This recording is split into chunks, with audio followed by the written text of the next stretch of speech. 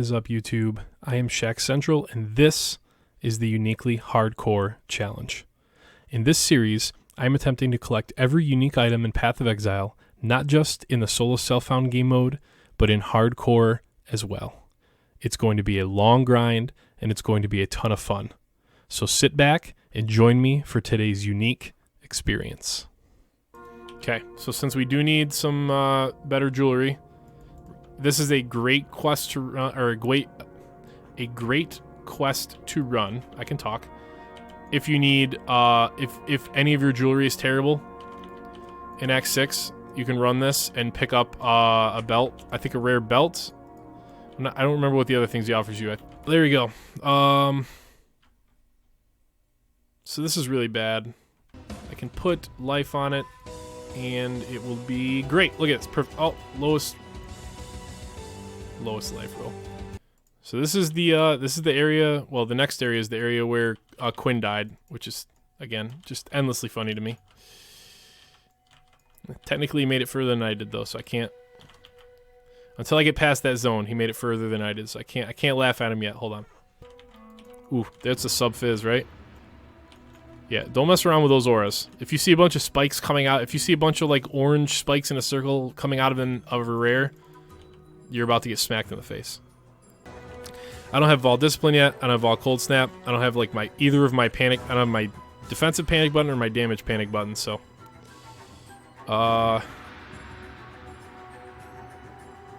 it depends. This is kind of turned into me just being stubborn and testing this out as far as it'll go. Ooh, as far as it'll go. Wow. Give me that right now. All right, let's grab a couple Cold Snap. See if we can vol them and actually play the game. I'm gonna pay for not rubbing these on Kaduku, but we're gonna do this. We're gonna do this. All right, ready? Go across. That's 4. We should have got it by now. Go across. Come on. What an easy game. This game's easy. This dude is going to fall over.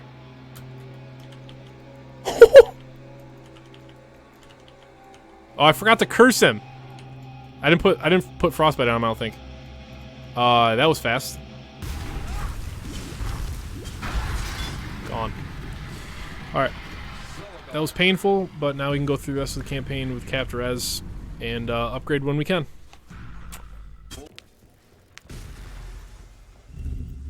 Oh boy, there's it. There's the yawn I was looking for. That's the one that feels good. Actually, no, it doesn't feel good. I just cramped up yawning. Oh my gosh. I'm getting old. I'm getting old. I just yawned and got like a muscle cramp in my chest from it. That's a good sign. Whatever. Oh! Ooh!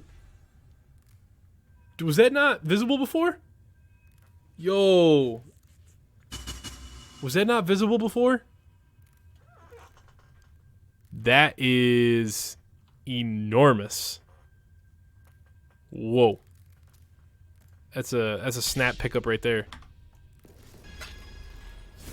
Cool. Oh, Carnage Heart as well. And Face Breakers. Bad Face Breakers, but still. And Slither Pinch. Holy crap, we're getting tons of uniques. Low on mana. Get him. Are you kidding me? He's at like no health. Stupid. Very cool. Very cool. Uh-oh. Oh, snap. Easy uniques. Uniques the old way. You guys may not know this, but back in my day, that was the only way you got uniques. People had to drop them on the ground. Nowadays, you get offered them, but not in my day. Okay. Unique time. So let's look at these together. So Oremborax. Again, another early game, level 17 weapon. Big increased fizz. Reduced rarity, but huge all resist. And life on hit. 1,000 Ribbons is the thing that you always think is a tab, but it's not. But it's actually still really good early on. Like, Socketed Gems get a ton of extra spell damage and LE Prolif and all that stuff. Just basically got a little bit of everything. Here's Bite is a quiver with all stats and cold damage to attacks and life gain and all that. A pretty good one, and it's also another faded one that's going to upgrade. The Peregrine, we got it as a 4-link, which is cool. It's got rarity, and it's got Mana Leech. and movement speed for a helmet, which is rare. Slither Pinch. It's got fizz damage, leech for life and mana. Another like mid-tier one. And it's also part of what you have to be wearing to get some of the fishing items that we're going to need. So we're going to need some Slither Pinches for sure. And then the big boys, the Face Breakers. 660% more fizz damage with unarmed attacks. Very, very cool piece of gear. Let's put them in the thing and see what we're at. Oof. Oh boy. Wisdom. This could be the end for our heroes. Ooh, I don't like this. I don't like porks. Oh no. I think I got him. Oh, there's the zone. Oh, baby! Number 1. And we want to defer. Next time it appears in a set of rituals unless it is deferred again. Oh, so it just... Okay, so that was that red thing that I saw. Okay, I just understood a lot of things right now. Alright, I'm gonna be honest, I'm falling asleep. I think I'm gonna call it there. So we died to Kitava, then made it all the way back to the end of Act 7. But I'm gonna die if I keep playing while I'm tired. So I think I'm gonna call it there for the night. I mean, that was plenty long. It's now been League's been live for just under 12 hours. So this is a lot to get through for YouTube because it's basically just 12 hours of footage straight. So did we get any other uniques we need to sort by the end? Okay, Ross Reach. Let's put this in there. Ross Reach is a chain bow. Does a lot of LE damage. It gets increased fizz damage, but then also increased LE damage with attack skill. So it's in a weird spot, but it's like a chain bow. So we got Ross Reach. Let's put this in there so we get an actual idea of what we got on day 1, which is I think a pretty decent start, which ends up being just shy of 30 uniques. So we had the secret unique to start out, where we started with 1 that I got in standard league, and made it all the way up to 29. Made it to a pretty decent buildup of currency. Nice exalt drop. All right, this is gonna be the first blood altar that we're doing this league. So I think we're gonna go with the unique sword.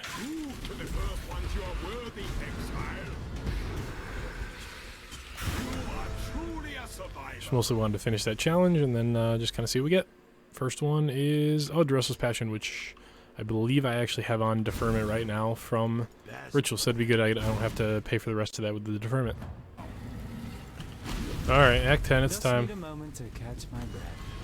Put it off long enough. I wasn't really putting it off. I've been having so much fun in Ritual. I literally have not done anything else. I've been ritualing every zone, and I am stupidly over-leveled for this.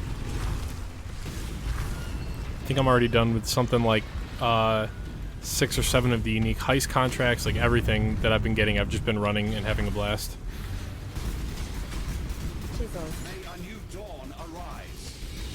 Alright. And we can finally map now. Haven't even felt the need to with all the stuff we've been doing in Ritual, but probably time to get to maps.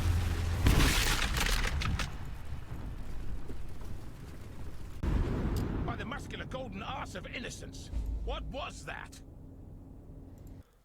Alright, it is time for the first unique roundup of the Uniquely Hardcore Challenge. So, a good portion of these we found on stream and just kind of stuffed them in the dump tab on day 1 of Ritual League, but I've kind of built them up to the point where I kind of had to sort them, figure out what goes in the sheet and all that, because they were just taking up so much space. So as you can see right next to me, which my hand's off the screen there, we're up to 58 already. It's day 2 of the league. We're up to a ton of uniques already, which is really exciting. I'm going to go over them because one of the things that I've decided that I think is going to be really important for this is I kind of want to go over every unique that we find too. For people who are just totally unfamiliar with the uniques, there's the vast majority, given that there's 1,100 of them, the vast majority of uniques, I couldn't tell you what they do off the top of my head. So I figured as we go through them and put them in the stash, we'll look at them together too.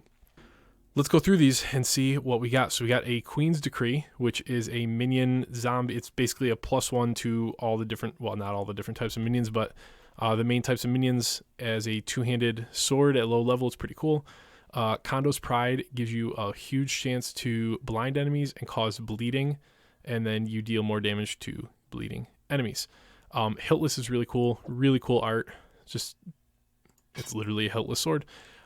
Every gem in it is supported by a blood magic, and then enemies you attack reflect damage to you. So it's kind of a crazy sword, to be honest. It has huge range. Screaming Eagle is a movement speed. One-handed axe gives enemies a chance to flee, but it's pretty cool. It's got life gain on kill. Ephemeral Edge is one of the go-tos for Orbot builds because of the huge increased maximum energy shield. That's really, it's kind of a very strange sword, but that's what it has going for it, is a lot of ES on your sword, which is really abnormal.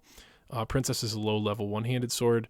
Gives you a bunch of fizz damage as extra cold, but weirdly you take extra damage from skeletons and ghosts. It's kind of strange weapon. Red Beak gives you more damage on low life. I mean, it does other stuff, but yeah, it has more damage and then a bunch of damage when you're on low life. Dressel's Passion is a bunch of added fizz, a bunch of added cold, and then it deals weird things where it gives you frenzy charges, but it doesn't want you to have them, and it does more damage if you don't have frenzy charges. Let's finish out the weapons. So, White Wind Dagger gives a bunch of cold damage, what you might think. If your offhand is empty, you have a higher chance to dodge attack hits. And you also deal a bunch more cold damage, so it's like it wants you to hold it in your offhand and nothing in your main hand.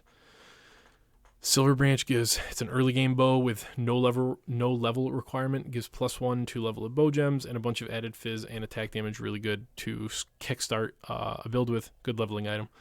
Doomfletch gives you a bunch of extra random element damage on top of your regular weapon fizz damage and has a bunch of mana regen. Stormheart, bunch of cold damage, adds cold and lightning, cannot be shocked while chilled, and then you have greater chance to shock chilled enemies. Axiom is a staple of spell leveling. It adds all three elements all three elemental types of damage to your spells and gives you huge increased crit chance. Very, very, very powerful leveling weapon. You can use this to maps on a lot of builds, like Blade Vortex. You can put two of these on, slap them on, and you're good to go until maps, or maybe even later. Supreme Truth is pretty cool. Just huge elemental damage. It also has increased experience gain, so it's a nice leveling weapon because you literally just get more experience in it, but it requires a lot of intelligence. Springleaf is huge regen chest for early game. 3% per second is like pretty massive. It helps you not get frozen as much. On to the armor. Bramblejack is one of the lowest level armors in the game. Gives you a bunch of life. You take less fizz damage and you reflect damage to your attackers. Blood Boil is the only ring we have so far. Gives you life, gives you cold resistance, and reduced effective chill. And if you manage to get ignited, you have better movement speed. Amulets, we got an Anvil. Better chance to block attack damage, and it reflects damage to attackers when you do block, and you gain life and mana when you block too. So it's like this weird, it's like a Thief's Torment ring for blocking. I don't know how to pronounce this. The Alardex, we deferred. This is one of those weird ones. We deferred from the rituals like 8 times until we could afford it. Gives you a ton of life, gives you a ton of mana, gives you max power charges, and then stuff per power charge. So gives you this very, very minor mind over matter effect. Gives you, but it does give you reduced crit chance too with all the other benefits. Sunblast Belt is trap damage. Traps don't last as long, but you do a lot more trap damage and has some mana regen and fire res. Onto the jewels. We've got the cheap construction, which is even lower trap duration again, and then you can have an additional trap place, so it can be good, but trap duration lowering. Conqueror's Efficiency is that level 8 quest reward gem. There's 3 of them we have to get. I just grabbed the first one and generally the best one because it is reduced mana cost of skills, skill effect duration. The big one is 2% reduced mana reserve, so super, super powerful gem. We got the Lord of Steel. Now, note there are 3 different Lord of Steel jewels that we'll have to get. There are 3 different effects you can have on them. The one that we got is Impale Effect. So I believe there's Impale Chance and then something to do with Overwhelm. On the third one, we happen to get the Impale Effect one. Reckless Defense is really cool. Increases your block chance for both attack and spells, but hits against you have huge increased crit strike chance. The Embalmer, all the gems are supported by Vile Toxins, and it is a poison-based set of mitts. We got the Wanderlust. Everybody knows Wanderlust. Huge movement speed early on. No level requirement. Cannot be frozen. Super powerful. Leveling boots. Relica's Impatience. 20% increased move speed. We gain, while we stand still, we have all of our, we gain a bunch of charges, and then when we move, we lose the charges. So, really is just not very good. Bones of Uller is another one, like the Queen's Decree up here, which gives us an additional, or this one doesn't give you plus to maximum level of minions, or sorry, it doesn't give you more minions, it gives you +1 to the level of your zombie inspectors. Wake of Destruction. It drops shocked ground while you move, which is actually really cool. And it lasts for a couple seconds, gives some boost speed. So those are the ones we've gotten so far. And yeah, we're making good progress. 58 early on in the league is no joke. Having a blast. Just made it to maps. Been doing so many rituals that just making it to maps is by far the highest level I've ever been getting to maps by like a lot. So level 74 and just getting ready to start maps basically now.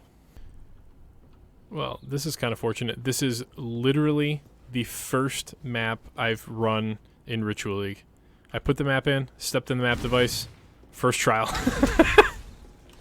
Not too bad, and I'm just seeing Metamorph stuff too. So, very first map, we got Metamorph, we got a lab trial. So, that is kind of nice. Well, check this drop out. This just happened. There was a yellow beast in here, and Einhar captured him, and heard my loot filter go off, so that's a pretty nice addition. While we're at it, we've got all this stuff, so let's go over these real quick, and then we can add all these things to the list that I'm gonna show the stream tomorrow night. So it's been a couple, we're probably 5 maps in or something like that. I'm running my first Baran influence map right now. So we obviously picked up the Tabula.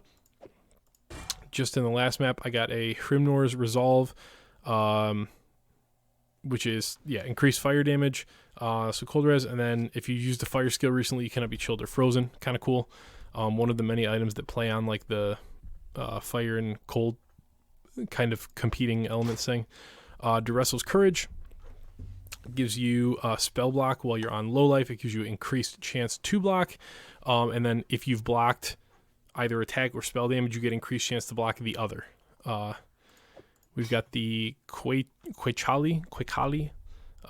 Gives you a bunch of attributes, gives you good fizz damage, and then this is one of their one of the like an explodey weapon. So that's pretty cool. Managed to pick up a 5-link wide swing, which is great. I mean, the 5-link at level 18 is going to be interesting. They have a huge increased AoE, and then a bunch of extra fizz damage and additional weapon range. So it really has a huge range, which would be pretty fun to play with an early 5-link. And then the cool 2 pickups we found, aside from the 6-link Tabula, is Belly of the Beast, which is a really great like early endgame type armor with a bunch of armor and increased life, all resistances, and then the really fun extra gore effect. And I found a Piscator's Vigil. Both of these are actually found outside of Ritual, along with this. So my best unique so far have been found outside of Ritual. It does no fizz damage, but it does a ton of elemental damage, and then attacks with it also penetrate elemental resistance. So this is a really, really cool build around Wand. So, all right, this is the first temple of the challenge, and we've got the tier 2 room where you can sacrifice a unique item. So let's throw Duresso's Passion in there and see what we get. I've already had 3 of these, so I can give up a 3rd one easily. All right, nice. Forget the name of this one. Yeah, Feastbind. That's pretty cool. All right, awesome. All right, got a Vial of Fate from the Amulets, which is really cool. Vial of Fate, actually, we got a really cool Corona Leather with a lot of life too. But the Vial of Fate is used. I don't remember which one the Vial of Fate is used for, but the Vial of Fate is used for one of the upgrades to the incursion item, so that's a big deal to get those and start building those up early. Alright, this is the first Sacred Grove we found. First time seeing Oshavi, first time, you know, all that, whatever. First thing we harvested had changed unique item into another random unique. I'm just going to go into the second stash tab And I think we're going to pull out probably a Worm's Molt. And we'll see what we get. Shaft Space, nice, that's a new one. Alright, so as you can see in the acquired total and in the list of, in the quad tab there, the uniques are just pouring in, especially from Ritual. It's just insane how many we've gotten. This is not a unique, this is part of this unique heist quest, but this is where we're at. So all of these are brand new. We got another Wanderlust, which is great. I'll take as many of these as I can get because we can corrupt them for even better things in Enchantment Lab. And then we got the second Crown of Thorns for the eventual Faded upgrade, but this is what we've gotten in addition. I'm going to be streaming this tonight, so I'll show everybody and then actually get these in the unique tab today. So we got a Mortem Morsu Claw. It's a Poison Claw. Converts Fizz to Chaos. The Wasp's Nest is kind of similar. It has a chance to poison on hit, and then it deals additional damage to enemies that have a whole bunch of poisons on them, so pretty cool combo of claws. And the Wild Slash All, which is a super early game one that has some attributes, and then also does, want you to be using movement skills, so pretty cool. We got the Quill Rain, fastest attack bow in the game, not as good as when it is, before it was nerfed, but still very good, and 6 linkable since it's in a higher item level bow. The rest of the weapons are kind of cool. We've gotten some kind of crazy ones to get this early, which is really neat. We got a Beano's, which is super cool. I was actually really, really pumped. I deferred this for probably 7 or 8 zones worth of rituals to get it. Has increased damage over time, has crit chance and crit multi, and then when you kill a poison enemy, it also poisons other nearby enemies, and gives you life regen on top of it. Super cool weapon. Might Flay is like a mid-leveling, just a regular dagger, just has a bunch of damage, just regular old dagger. Got a Griffin. It's kind of crazy that I got a second Screaming Eagle and also got the first Faded Prophecy that I got was to upgrade the Screaming Eagle, so I just went and killed the Aqueduct boss, upgraded, got the Griffin. We got a Skava, super cool, it does different things based on what color the sockets are. Fascinating sword, super, super fun. Super excited to get a Terminus Est. A Frenzy Charge on Critical Strike weapon, gives you movement speed, another one of those rare movement speed non-boot options, and just has a lot of damage on top of it and gives you mana back on kill. Very, very cool weapon. Got a Clay Shaper. I'll kind of be looking for another one of these. If I can get another one, I legitimately might. I'm actually debating going Carrion Golems for the next build, so if we can get another Clay Shaper, that goes a long way toward setting us up for a second or third or whatever build for the league. Blood Reaper, it's a golem based weapon, didn't say that. The Blood Reaper axe is just super high fizz damage, almost 200% increased fizz. I think you can go up to 200%, yeah. So we got actually a really good rolled one. It does make your skills cost more mana, but it also gives you a chance to cause bleeding on hit and gives you some leech. Midnight Bargain is another one with the +2 maximum number of all the basic types of Necromancer minions. It reserves a portion of your life just to use it and cannot be used with CI because of it, but it buffs your minions quite a lot. Abrath's Horn has fire damage. It plays with ignites really well. Gives you benefits for igniting enemies and killing ignited enemies. Obliteration, you're going to see a lot of. We're probably going to use these. We're going to be looking for a ton of them. I actually need to corrupt some into... I need to get some item level 2 ones and corrupt them into rares for a little project that I have going on to make the ultimate caster weapon. But yeah, it just gives you fizz damages, extra chaos, and makes enemies explode. Very, very popular and very cool weapon. Got a couple of jewels. Weight of the Empire gives you global fizz damage, and then it's the threshold kind of for heavy strike, so heavy strike has a chance to deal double damage with this thing. The Energized Armor makes it so that your energy shield in the radius of the jewel is actually applied instead to armor at 200% value. Very cool thing for just jacking your armor up very high.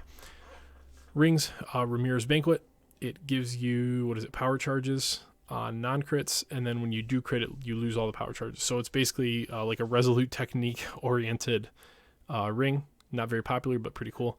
Calm Sign, we're going to need Severlove, but it's an early leveling ring. Gives you strength, gives you life gain on hit, and gives you some endurance charge stuff you can play with.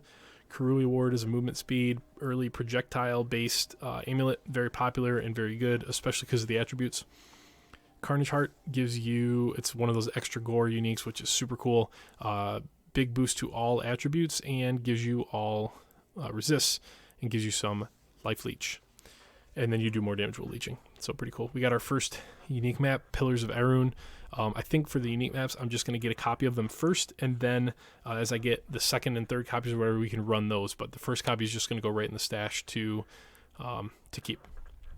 Chevron's Pace gives you movement speed while you're on low life, and it also just has kind of a good amount of energy shield for early on in the game and a couple of attributes.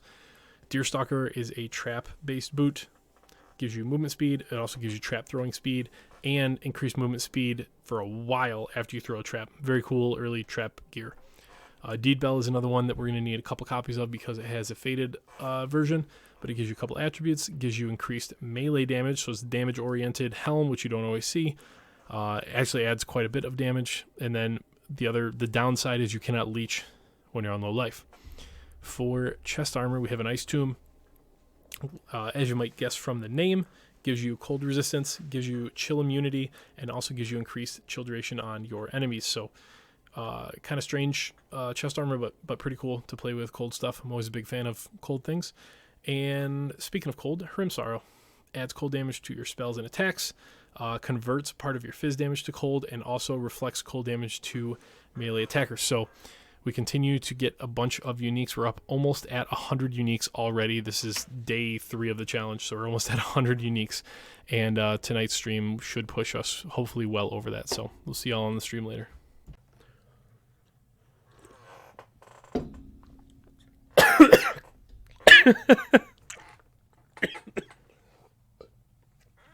Nothing like I have a drinking problem. Oh, man. So I'm trying as much as possible. Anything that's related to uniques in particular, basically anything that we're not going to use immediately. Like I have these two as an example on purpose. So this is something that'll go into use right away. It's 10 alts. This, I have no need at all to redeem this.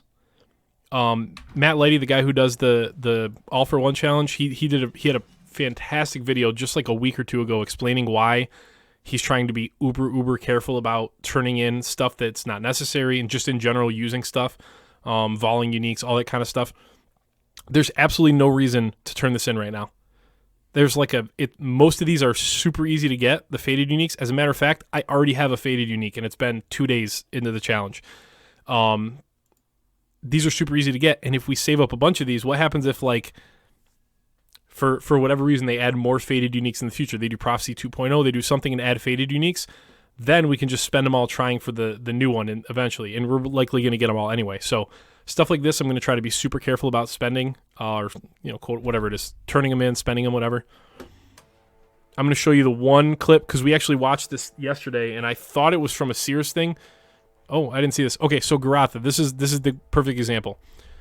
So check this out. So Cirrus is in his map, right? Cirrus showed up. You'll see it right here. And then he doesn't die to Cirrus. He dodges the Cirrus thing right here. And then you'll see when he moves over here, Cirrus buffed the Hunter mob, and he dies in one hit right here. When he goes to the side, Hunter mob. Boom. That was what Cirrus buffed was, and they're just one-shotting people all over the place. So yeah. All right. Let's do this. This is going to be, I'm warning you, this is going to be a miserable fight. He is super tanky, and we do not have the damage. So this fight is very likely going to be miserable. Got him. So I think if I run this, she'll bring another rogue along, hopefully. I heard other people's heists were bugged, and rogues that should advance and bring in the next rogue were not doing it. So that's why I'm trying to get these unlocked as quick as possible.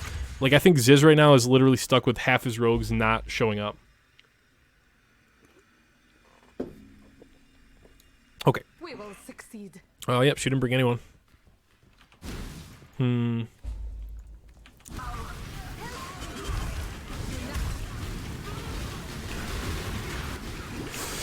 Oh, that was close. Whoa, that was close.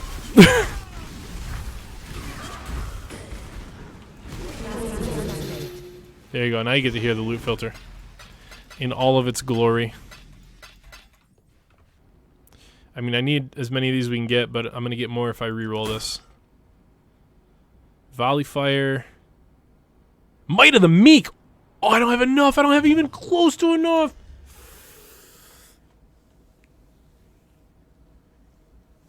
I like Might of the Meek a lot. That's a really good one for... Oh. Brutal. Brutal. The reality set in when I saw that. I knew I had like 700 tribute left. We did it. I was way a bit, but your screen is... What happened to the screen? I try to remember. What just happened to my screen? Cannot. Try to fall into my path. I have no idea how that happened. I am anchored by you. From dust. And... Wait. Did that not take us to 100? We're at... Oh, we were at 92. It took us to 99. No! Okay, we're at 99 uniques. Shameful. I overlooked the second... I just remembered it was the second... It was the second ice tomb. So we're at 99 uniques already. Again, in 3 days for the start of the challenge. Real stinking good. Alright guys, and that's going to do it for episode 2 of the Uniquely Hardcore Challenge. The episodes will continue to catch up a little bit closer to real life time. There's just so much going on in launch weekend that there was too much footage, straight up too much footage for me to break it up into even smaller chunks. I think this one's going to end up being over a half hour long. So we are making really good progress. I've had a few deaths as I've adjusted to kind of playing full-time in the hardcore mode, but overall I'm having a ton of fun. We're trying out some new builds, as you can kind of see from this guy hanging out, and it has been an absolute blast. So we're making a lot of progress that you'll see in even future episodes. Let me know how you like the brand new intro. I've been working really hard on getting some of those editing skills up, and I will catch you guys in the next one. Have a good day.